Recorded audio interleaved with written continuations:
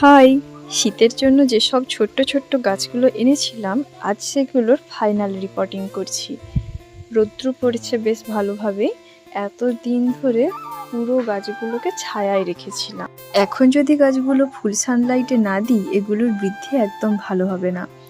শীতের ফুল গাছ বা যে কোনো সবজি গাছ খুব একটা জল পছন্দ করে না, তাই চেষ্টা করব জলের ব্যবহারটা পরিমিতভাবে ব্যবহার করতে। আমি প্রায় 2 দিন ছাড়া ছাড়া যে সমস্ত সারের জল ব্যবহার করি সেগুলো হলো সরিষার খোল ভেজানো জল, নিমের খোল ভেজানো জল। এগুলো কিন্তু পিড়াই প্রায় 3 দিন ধরে ভিজিয়ে পচিয়ে তারপরে আমি এগুলো ব্যবহার করি। সরাসরি ব্যবহার করা যায়, তবে সরাসরি ব্যবহার না করাই ভালো। পচিয়ে রাখা পিড়াইয়ের সেভাবে ঝাঁঝ থাকে না, তাই গাছের কোনো জ্বালা অনুভব হয় না, গাছ সুস্থভাবে বেড়ে উঠতে পারে। গুলো কাটিং করে রেখেছিলাম, তবে সারা বছরই প্রচুর ফুল পেয়েছি।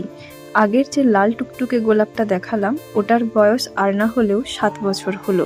প্রচুর ফুল দেয় এবং শীতকাল তো গোলাপেরই সিজন। কার কার গোলাপ ভালো লাগে অবশ্যই